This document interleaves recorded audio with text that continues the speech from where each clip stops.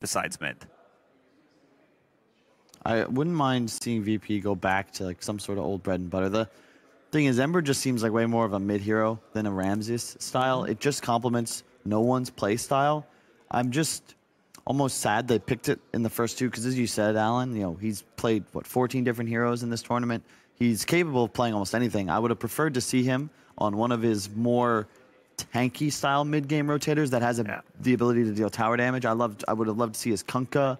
But in this game specifically, his DP or his DK, I think Death Prophet's something that VP plays better than anybody else in Dota right now, except for maybe Vici. Ori's is pretty sick too.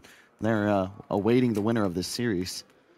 I also think DP is viable, not just as a safe lane, but I think you can get away with the DP position 3. If you can survive through the laning stage, even though she's not the strongest laner, you still have this threat of Ghost and the objective taker. They've played it on Ramses as well in the past. Yeah. So you wonder here, the Bat Rider from last game still on the table for VP, but I would presume if they pick that third, it's an insta-pick Nyx Assassin for Liquid. I would agree. I think Grimstroke is a slight possibility, but I mean, you just want a bit of wave clear him a lot. For the Roger hero, rather. Why not a Spirit Breaker again? What happened to that hero? Is that ignored as well? It's very weak against creeps and TA, and I think that in the previous game, it wasn't necessarily a bad hero, but you're also playing against a Rubik. Darkseer's consistently been second phase banned. Yeah. And the Jug, I'm not gonna life stealer. Are you Svenning? I really have no idea which direction VP is going to take this draft. This is the big pick, the turn. I still like your Grimstroke idea. The Spirit Breaker double anti-BKB is decent too, but I think the Grimstroke is interesting here. You get that combo with the Shadow Demon. Yeah. And I really like Inkswell plus Ember. Yeah. Okay. Wow. Again, the double anti-BKB is something that they brought out in the series, I believe against Vici or against VP had played this before. I think it was yesterday, and it's just so many of the big farming cores in this patch, the Svens, the Gyros with Wisp, whatever, are big time BKB carriers. They're playing against that mid game item timing. TA in some senses the same way, and now you have both of the supports capable of just stopping that.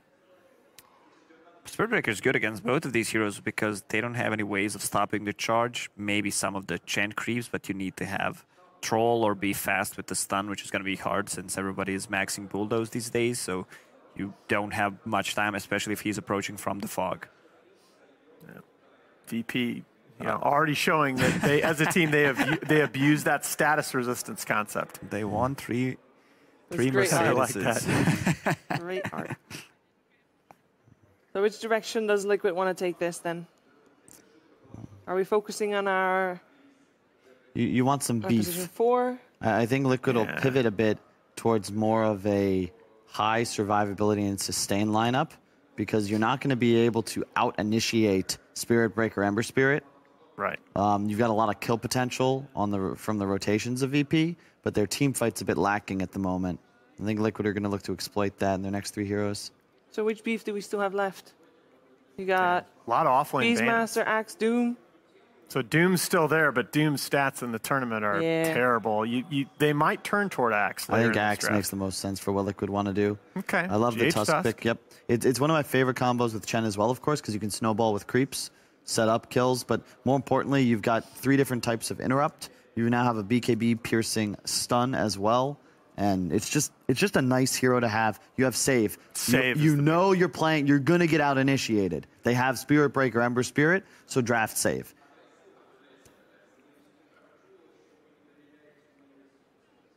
It's a bit unconventional. I have not seen Mind Control play it thus far, but Legion Commander could be a thing. Oh, maybe. I don't like it. I don't either. like it at all. Yeah, EG. He did? Yeah, oh. and they won that one too. I think they had Sven Warlock with that, right? They had IO, Shadow Demon, Gyro, Wind Ranger. Wow, they've been just winning games, huh? Yeah, they won a lot. That's how they got here. Yes, Kyle. Yeah, but it's straight up because they're outplaying people. That's the thing. I look at a lot of the Liquid drafts on paper, and I'm just like, I don't think this is like great. And then they just win anyway. I still can't believe they won the last game, but there's I was there with you on that last draft. I don't think their drafts overall have been bad. They find ways to win. It's similar to what Vici did, you know, with the Fade Aegis steal in their winter bracket series against Liquid. It's like, even in the game Liquid was losing, you know, Vici had to play flawlessly to end that game. Otherwise, it feels like you give Liquid an inch, they take a mile, and they're in trouble. So they pick a Batrider now, even though Slark is still in the pool. Slark maybe not the best hero. Pick. It's a good pick, but against the Spirit Breaker, if he's charging you, you're not going to get that extra region. True. But there's not enough lockdown, and the Batrider into Slark is always so hard to play. They also banned out the Jug, one of the reasons why they went for Oracle's a Bat. still... Okay, never mind. I'm kidding. Yeah, they picked the support already. Yeah, that's part of why, you know. Don't you just go LC now, though, just to have that cleanse? Well, but you didn't like LC a minute ago. Well, yeah, I think Lacoste didn't like LC. Don't. Oh, Lacoste didn't like this. But after Batrider, it's all right. Oof. Well, there is the other laning counter to the Batrider that has fallen out of favor recently, but we saw it in the hands of Ramses yesterday in a back game. Yeah, Lacoste is grimacing, though, and I think it's for the same reason I am. There's just so much lockdown. Spirit Breaker, man. Spirit Breaker against Weaver is just extremely good. Like all 4 VP heroes have lockdown for the Weaver. That's when you're playing against Batrider, you need to have Slark, Jug, Weaver, Phantom Lance, or anything that can dispel. Yeah. I just don't. I think Ramses Weaver yesterday was amazing because he was playing basically against no stuns. Yeah. And you just drafted Weaver into 4 disables. Hey, man. At this point, even I might just have to pick Liquid to win, which their fans will dislike, but I don't care about drafts anymore. I don't know if you can read into them when it comes to these two teams. I hope they ban Naga as Team Liquid. I think that PL's fallen out a bit of favor, but I look at a last pick Naga for VP, and I'm like, wow, that's an insane draft. You can even lane it against the TA if you desire, and you'll trade. You go jungle before when TA hits 6, of course. They have a lot of physical damage on Team Liquid, both Weaver and Templar Assassin, so they're going to look into those early Roche pickups. It's a pretty good Meepo game as well for VP. You can also just TB again. I mean, until the Sanking, you had very little magic damage. Sven is still in the pool, by the way. Made it through all the way. I'm assuming we're looking for a Ramses hero at the moment. Yeah. I wouldn't argue with Sven. I would. You have one BKB piercing disable. Yeah, but the thing is, you can still snowball stave on the stun. You're going to have a ton of armor, auras, and items from the Chen. And I think it might take too long to come online. But maybe a troll wouldn't be bad because he's going to play against Sanking. Should be something range. If any creeps come, you can slow them down with the whirling axes. Naga. It's just you have to pick it. You need the win condition, and it allows VP to ensure that they can get lanes shoved and win at a point in this game. Like, Naga will be the hardest carry in this game, and if it goes late enough, Ramses can actually win it for himself single-handedly. I feel like the 22 pick in both games is huge, and again, VP's draft to me is like 90-10 favored. I've got to pick them to win. I have to, even though my heart tells me that. Look, we'll see if he's able to have a better showing in, not to be put down from that rough ending, and ready to demonstrate what he can achieve on this hero. Yeah, it definitely was it was very different to see, because I don't think I've seen a 4-1-4 build Ember Spirit or the Blade Mail Ember in quite a long time. We've been seeing like exclusively the 1-4-4 into Maelstrom. He didn't actually get the chance to be doing that last game. He struggled a lot. So we're imagining Nolan's going to be feeling a lot better coming into this one and seeing how he's going to do it here. In the same matchup, though, but he does have, like Kyle mentioned, he has a Spirit Breaker. So he's got this Spirit Breaker to put the pressure on in the mid lane. The last game, Weehaw didn't really die much in that early game. He had a free farming, he got that Desolator, he got that Blink Dagger, very good timing. They got that free Roche. I think this game, VP wants to be a little bit more aggressive on that mid lane, in particular with Solo. And Ramses on the Naga Siren. We saw, last game he did have a fantastic showing on the amount of farm he picked up and his sort of impact in the fights as his Terrorblade. Are we sort of expecting sort of similar timings on a Naga Siren? Like, how different is his game going to be this time? I think him getting kills is a little bit more difficult, although he does have the Shadow Demon, which is one of the stronger kill heroes. Actually, he'll probably have the similar item times. He's going to go for the Manta and the Diffusal. The Manta will probably come like that 14-15 minute mark, just like that Terror Blade. But maybe he won't have Treads and Quad Wraith Band on top of it with the Manta at 14. He might be a little bit slower. See down bottom, Miracle. Able to bring Pasha down pretty low. Solo's going to be starting off here by Pasha's side. And important that Solo has, you look at his inventory and he had a Sentry Ward. You have this Sentry Ward in lane versus Weaver, so every time he Sakuchis, he's actually not free at all. You hit him every single time he does go for those under the wave. And it's this incredibly squishy hero early on. Yeah. If you get a few stacks on him, as you say, that will really sort of put Miracle off going for the aggressive Sakuchis, as he's just going to take way more damage back in return for trying for them. He will now go early, looking towards Pasha. Solo as well now being the focus as GH does run him down. Obviously once the Geminate's there in the tag team as well, there'll be a lot of extra damage to offer between the two of them when they have a few levels. But as we can see, anytime the Napalm does stack up, Miracle does have to be wary with Solo around with the Sentry. So the other big difference this game too is why I feel like Ramsey's going to be slowed down a bit is Mind Control can actually play the lane. The last game, Mind Control just got completely destroyed by Roger in that laning phase. This time, he has a Chen backing him up, so that extra heal that's going to be coming out constantly from that Divine Favor, extra regen, and just the Chen being there, and once he gets creeps, we'll definitely get Mind Control a better start in this one. Roger trying to do his best, find the angle to get those poisons stacked up. Sticks are out for Liquid, they are prepared to roll up the charges and have that sustain. Sticks on both sides, right? Your Versa Weaver on one side, and a Bat Rider, and then also your Versa Shadow Demon. So just, those side lanes are going to have plenty of Magic 6 charges. You've got to watch out if there's any sort of aggressive plays, any sort of dives, as turnarounds can easily be pulled off. Solo actually just gets forced to TP to base. He has an aggressive charge. They throw the Swarm on him with Tag Team. He actually has to turn and just get out of there. But he's a Spirit Breaker, so he can charge and decide which lane he wants to make a play on. And looks like mid lane, no one. In those first 3-4 levels, Ember Spirit keeps TA quite low. He's come back ferociously in this game too, with a strong start to lane, having that slight lead. He doesn't have the Flame Guard up though, so this kill is going to be pretty difficult, but some pressure maybe just by Solo.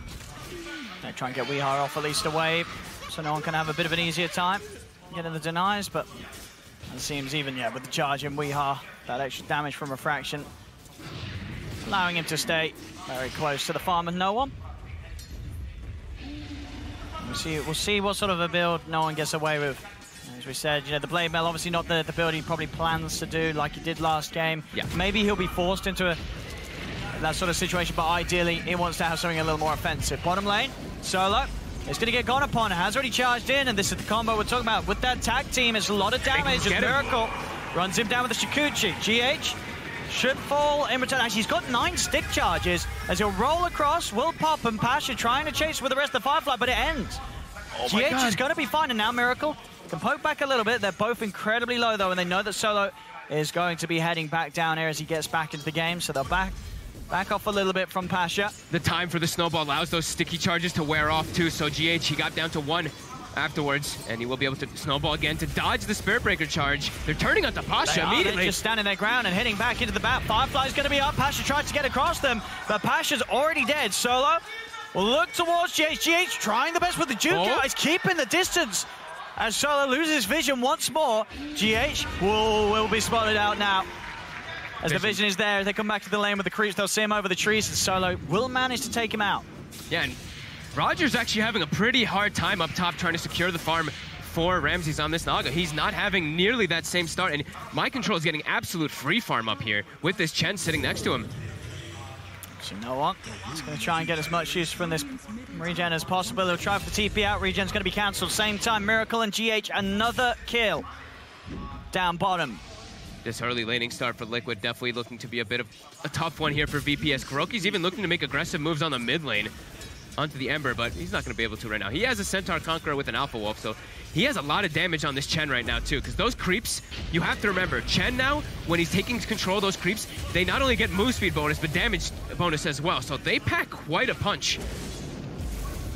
See Flame Break, it's a Miracle, but Miracle still sitting on the 6-1 charges, and much regen prepared. For Tango still ready for these fights and ready to be able to keep himself in a position where they can try and contest here for the 5-minute rune. GH and Miracle holding their ground. Solo will charge forward. There's the snowball help by GH. Will be able to disable him long enough to allow GH to grab the bounty rune himself. Getting They're all four. All of them. Kuroki, they cannot deal with Chen. They cannot deal with these Chen creeps. With the Alpha Wolf, with that Centaur Conqueror, he has way too much damage. They're trying to chase GH. He's got one charges and a Fairy Fire if he wants to pop them. There's the one. The bash. He won't get the fire out, though. As Miracle will turn, get himself over towards the shrine. He'll start to now turn. The bug is there on Pasha, bringing that armor down low. As Miracle, Chikuchi's in. Another charge back from Solo, keeps him away, but he's got the high ground vision. Miracle finishes off Pasha, and Solo has to immediately TP out. GH, will he be in time? Will not quite be able to get the snowball forward. So top though, look at Ramses. Escapes. He will be okay. And a totally sort of different start for Liquid, having these strong side lanes. Mind control, top net worth. It's a night and day difference to the beginning he had in game 1. Yeah, and I thought perhaps maybe with the Shadow Demon for that top lane for VP, he'd be able to try to zone out the Shadow Demon and maybe even stack. I thought the biggest thing was that he was going to stack the neutrals all the way for the Naga Siren, but he's not able to do that at all. And top tower is going to go down here. Liquid is pressuring it here. And look at these creeps. They're hitting so hard. 81 damage Conqueror, 48 damage on the Alpha Wolf, and everyone else hitting for extra damage. The Alpha Wolf is really putting in work. Towards the mid, they are trying to go for Weehaw. Weehaw did grab the Arcane Rune, so he's got a high availability on both the Refraction and the Mel. But the traps are TPing from Mind Control into the Burrow Strike. No one and Solo in a lot of trouble. Another trap slow. Liquid's going to be able to clean up both. A messy play from Solo and no one. Chasing down a TA. And bottom as well. All the 3 lanes. I believe, was it? No, but now Haas on the panel, he said, you know, obviously some predictions were going the way of VP, but he said, you know, don't you believe that Liquid's lanes are stronger? And we're seeing it in practice here. All 3 lanes looking incredibly strong as VP struggled to deal with them and struggled to slow down the pace. Bottom lane. Tag team onto Solo. Miracle's got the follow-up damage. Solo pops the fire, won't save him. Another kill for Miracle down bottom. 5-0-1 on the safe lane Weaver. Oh my god, and he even... And up top, they're trying to kill Kuro, but a Burrow Strike from Mind Control into the Centaur stun. And look at Ramses too. They kill Roger. He's getting chased. There's going to be more stuns. He's trying his best to keep himself alive. Will turn towards Kuro. Salve's going to be popped. Kuro gets a little bit of help from that. Their micros, well, it is confusing them. Now they'll realize they'll turn back towards the real one. Solo with the charge in. Gets the connection onto Kuro. They will kill off the Chen. Finally, ending Kuro's reign in the top lane. But look at the pressure they're causing. Look at the slowdown. Ramses in the last game, he was having a much better start, of course, and he's just continuously getting gone on. They've still got the Centaur out, so Mind Control, he goes in the follow-up stuns there. Solo will be able to help him out. Helps Ramses, charging back onto Mind Control, forcing him away. So much pressure being put on all 3 lanes by Liquid, and to great success. 3K lead. 9-3 at just 8 minutes in. And I see them also, because they've got this advantage with the bounty runes that they got at that 5-minute mark, they didn't actually have these bottles at the 5-minute mark on both heroes, but they've got double bottles on the side lanes. So they have this sustain that's keeping them in that lane presence too, to keep the pressure going, both the Weaver and the Sand King. Correct. Gets disrupted, but he's able to bring Mind